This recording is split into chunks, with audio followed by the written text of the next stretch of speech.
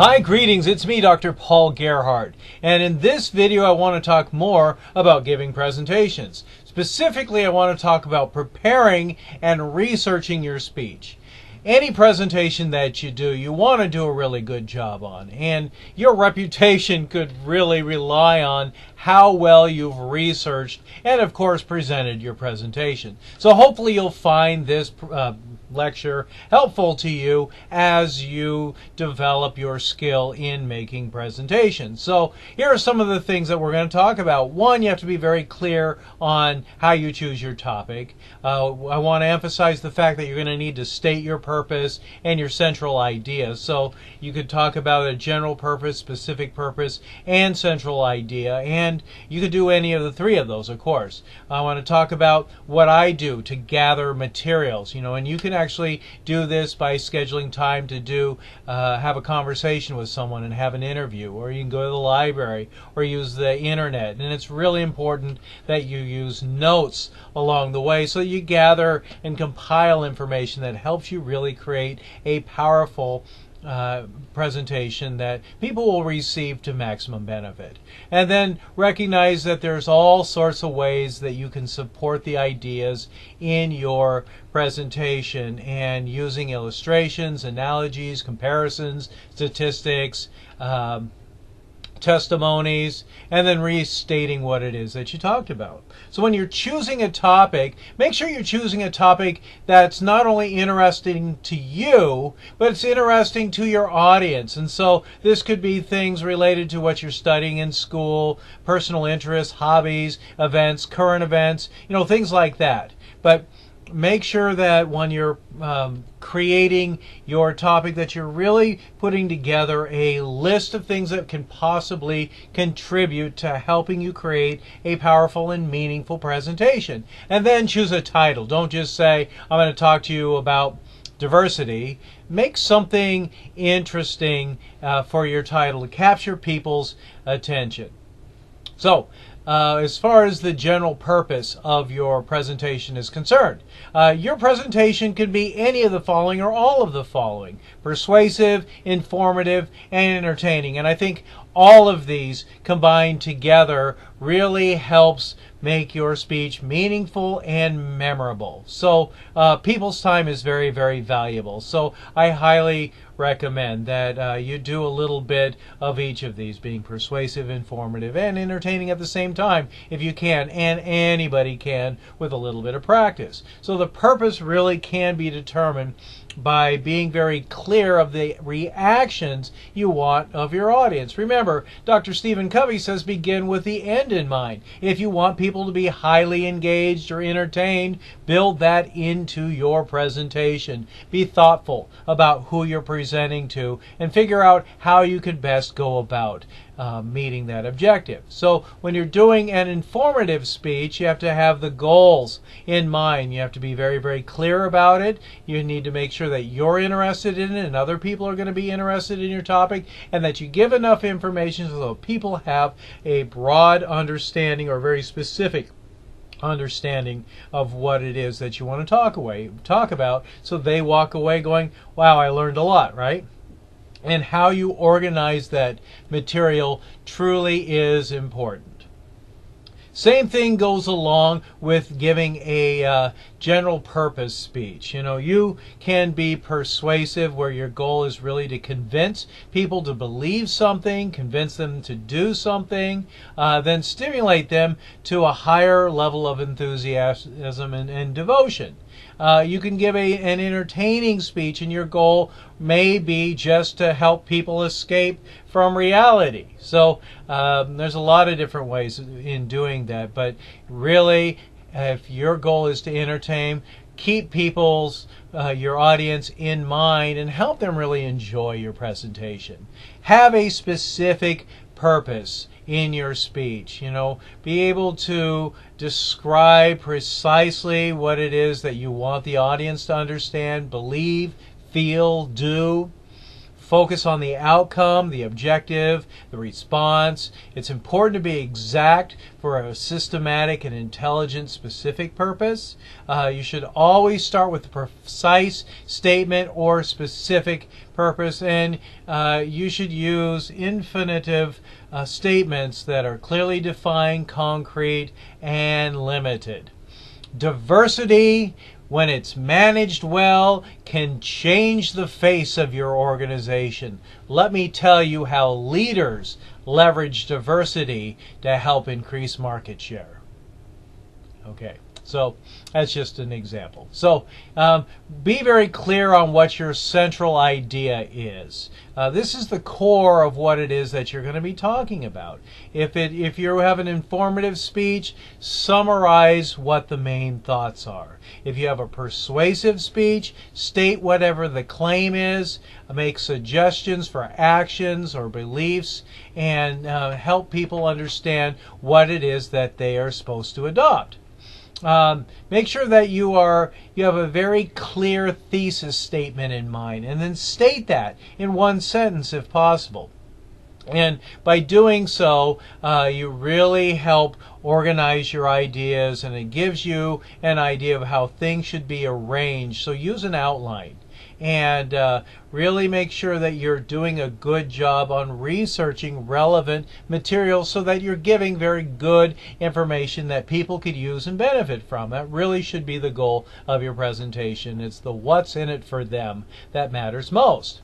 So when you're gathering materials, sometimes you need to go and talk to other experts or people who've experienced whatever it is that your speech is going to be about.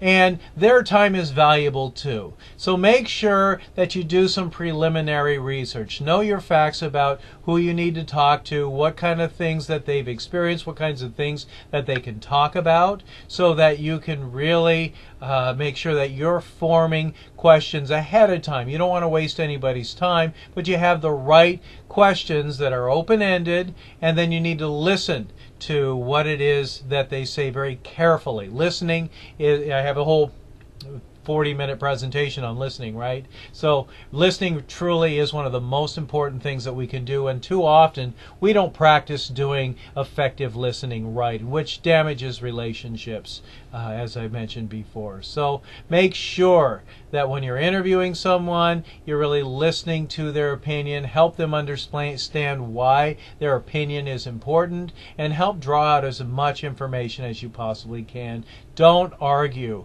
with whoever it is that you're interviewing with. Just listen. So observe and read and clarify. This really helps a lot to make sure that you are helping make sure that you're facilitating that conversation well, so you get the information you need for your speech. The library, it's one of the best sources anywhere. They have computers in the library. They've got the largest source of materials available, and you get online there. You talk to a librarian. You can use their books or magazines or online resources.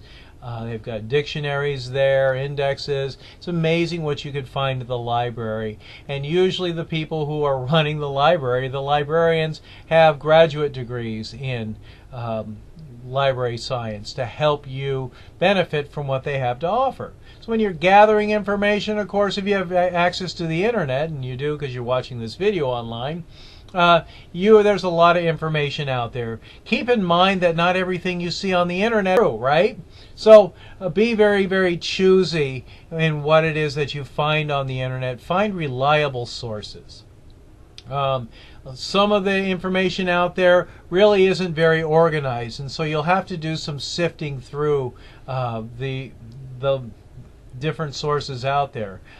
Use search engines. I like to use Google, but I know there are a lot of other great search engines out there. And then you have to consider the source of each of these sources that you find on the internet. Maybe it's just a person expressing his or her opinion, and he or she has really no expertise in it. And so I like using sources with edu behind it, because that's a good source. And sometimes .org and .gov sources are really reliable sources that you can use as you're doing your research. So there are plenty of sources out there, but even Wikipedia, which can be edited edited by anybody may be a good source to start, but probably shouldn't be your primary source because of the fact that people can edit those and put in their own ideas and insights. So it's not necessarily the most reliable source. So you have to really consider the fact that your source may not be as reliable as other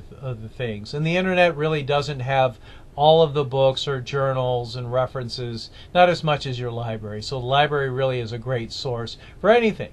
Once you know what you're going to be researching, take really good notes. Have a system for notes, be able to have a system that helps you select, sort, evaluate the materials, a way to keep it organized so that you can be efficient. You only have a certain amount of time, right?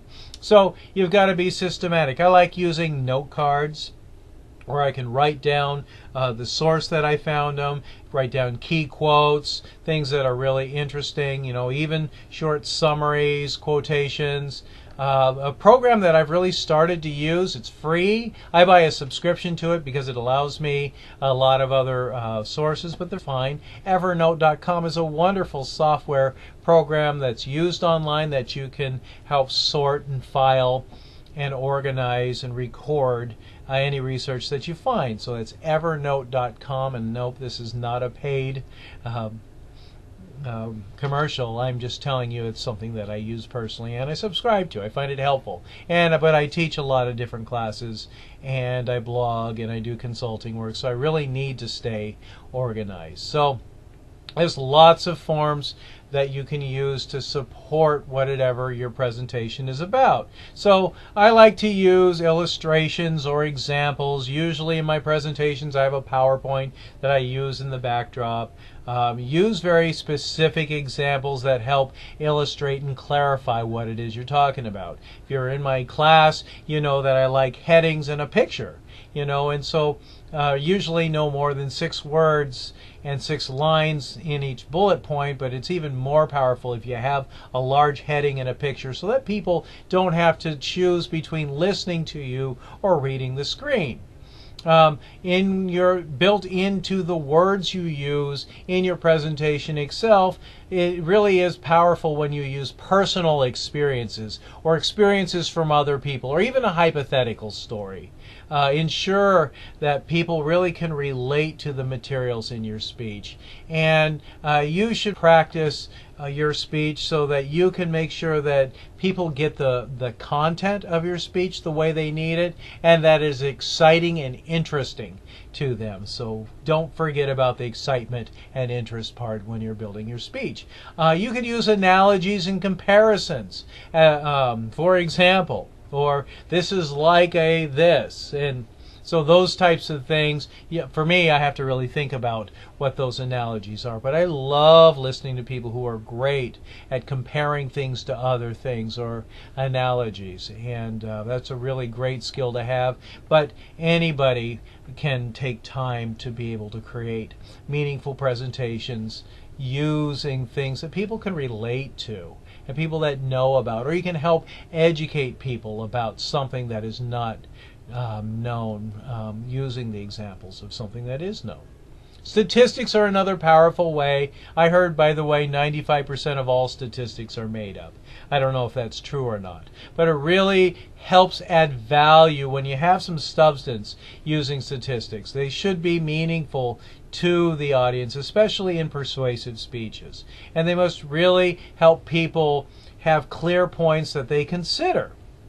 So you can't make people be confused. So sometimes you have to explain statistics when you use them. Not everybody's taken a statistics class. So help people understand what those statistics really mean, or how it benefits them, or what they should be getting out of those statistics. Use statistics correctly. Don't do fake news. I hate that term, but it really is important that if you want to maintain your credibility, and you should, that you need to be honest, double check your facts before presenting facts, and be able to present them in an ethical way that helps people choose their own decisions. You can give a speech that really is meaningful, and you could do it in a dramatic or a non-dramatic way, but if you're using statistics, identify what your sources are. Testimony is another powerful thing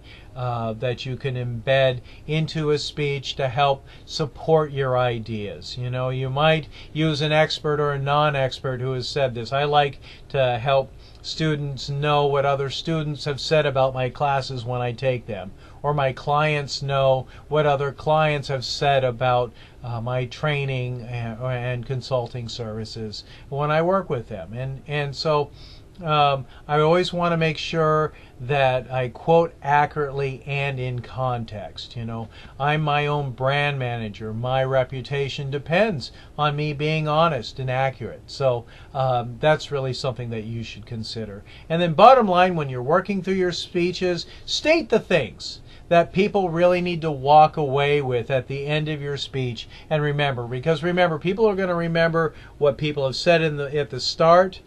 They're going to take in a little bit of the information in the middle, but just reiterate at the very end what people need to know. You know, reinforce it. Help people remember things that really are important that you want them to remember. So begin with the end in mind when you do your speech. Say what you want to say. Give the meat and potatoes of it, and then at the end of it, reiterate key points you want people to leave with. Give people something to think about, and importantly, help them think, wow, I learned a lot about that. I moved to take action about something. That was a great speech, right? Isn't that the end in mind that you want to have? So remember, the cornerstones of speech preparation are: recognize what your goals and specific purpose are. Be very clear on what your central idea and major thoughts are, what you want the speech to evoke out of people. Be very clear on selecting your topic. Consider your job, expertise, interest, hobbies, the people, your experiences and current events. You really have to connect with your audience. And remember that the general purposes are to inform, to persuade, and to entertain, and it's great if you can do all three of those. Be very clear on the specific purpose and be able to describe it very clearly, what you want the audience to understand, believe, feel, or do. And make sure that you are very, very succinct about that. Use one complete sentence if possible for your thesis statement. And make sure that you are very clear on the different ways that you can gather materials. You can do this through interviews, conversations, using the library and internet. There's lots of different ways to support your presentation through illustrations, analogies, or comparisons, statistics, testimonies, restating the ideas. Find different forms of support to make sure they are concrete, interesting, that they're used correctly, and combined with other types of support, and make sure you identify your resources too. And then finally, reinforce what it is that you said at the very end. You're saying the same thing, but in different ways to reinforce the learning. All right, ladies and gentlemen, I've given you a lot to understand about preparing and researching your speech. I hope that you have found something in this presentation meaningful to you, and I value your time. Thank you so much. Have a great day, because only you get to choose how you feel about it. I'm Dr. Paul Gerhardt.